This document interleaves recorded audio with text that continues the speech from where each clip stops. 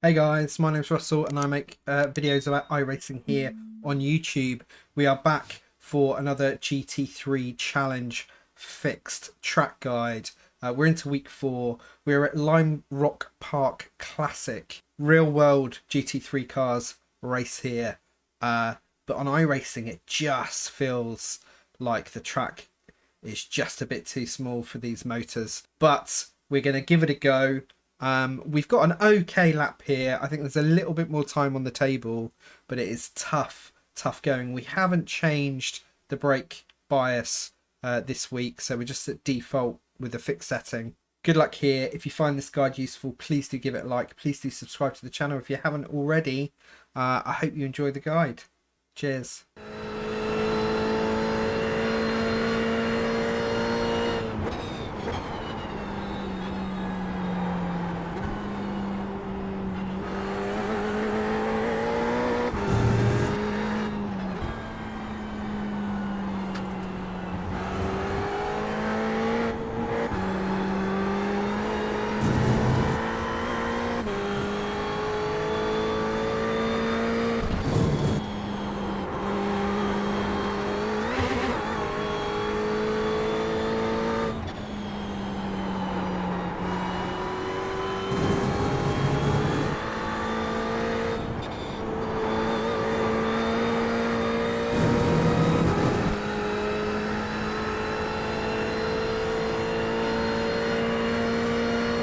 Okay guys, here's my 47.785 here at Lime Rock Park Classic. We're obviously in the fixed setup. We haven't changed the brake balance, it's bang on as it is by default. And this is our first hot lap of our fuel session. So we're going to brake just around about the 2 board, just as we approach it. Now, we're going to need to brake pretty deep and pretty hard here, and we're going to need to turn the car a little into the inside of the corner while we're braking. Now that's actually quite dangerous here. It puts us off balance. If we start to release the brake too much while we have some steering lock, the back end of the car is just going to slide out. So we just need to make sure that we hold the brake while we jostle the car, and then make sure we're relatively straight in terms of steering angle when we start coming out of the brake.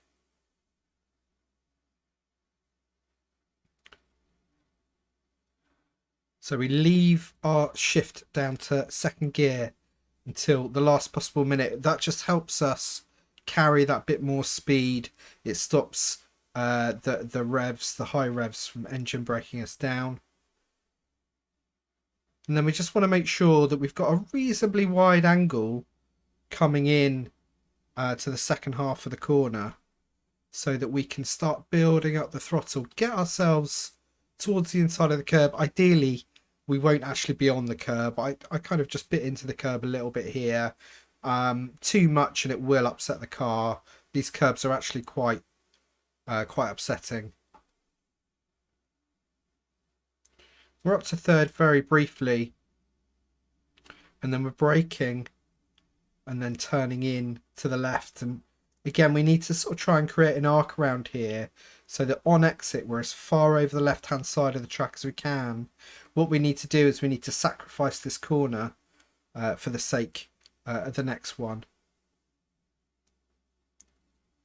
So we're getting ourselves in tight to this inside curb. We're only now back on the accelerator. You've really got to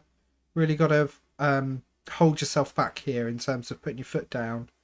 So we want to exit as far left here as we possibly can, and we need to be right over by this sort of closest edge on the left hand side of the track.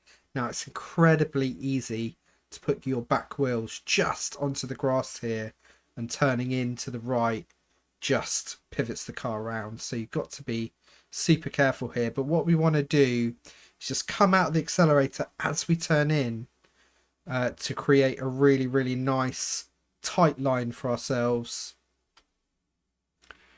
Now we're not completely out of the gas. All we've done is we've dipped out and turned in. with a view of picking up the back edge of this curb. Again, we don't really want to mount the curb here. It's really going to upset the car, cause us problems. So we've picked up the back edge of the curb. We're building up the accelerator really gradually. And we need to be gentle on our steering angle around there. The way the course undulates means that the balance is very, very precarious. So we're looking towards this curb on the left hand side. We really want to get on this curb to open up the uphill right hander here. We're going to brake a little, and we need to really get tight to this curb. Now we're already hot onto the gas, but we need to keep our right hand down like pretty hard at the moment. The further left you exit here, the more likely you are to junk the car. You get real air here, so you have to be super careful. The closest you are to the middle of the track, the safer this launch pad is. Now we're looking round to the right, and we need to do a bit of braking here. Now there's just the tiniest kink in the track right here, and that's what I use as my marker. Now you can come down to third here. I just find fourth helps me carry a little bit more speed, and this was my weakest corner on this particular lap. I think I definitely had another 10th in this.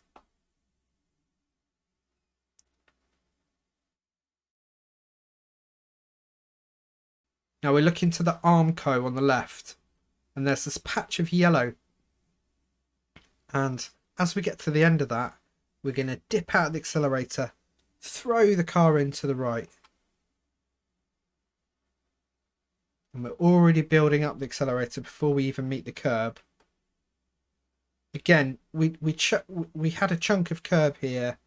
You can get it a little bit. If you hit the curb right at the start, it's going to toss the car, so you absolutely can't touch the curb at the start.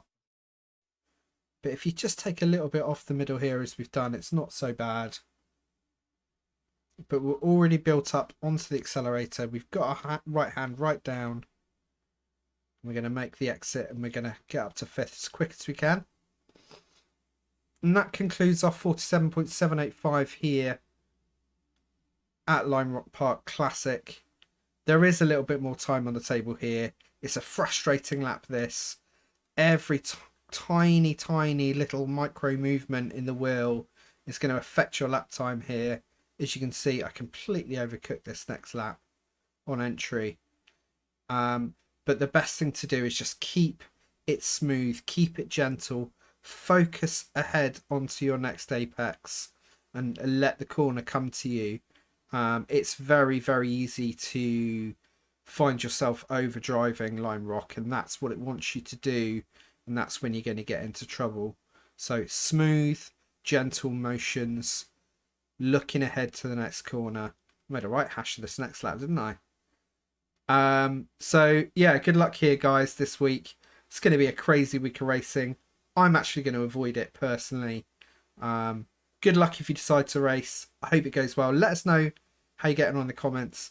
If this guide was useful, please do give it a like. Please do subscribe to the channel if you haven't already.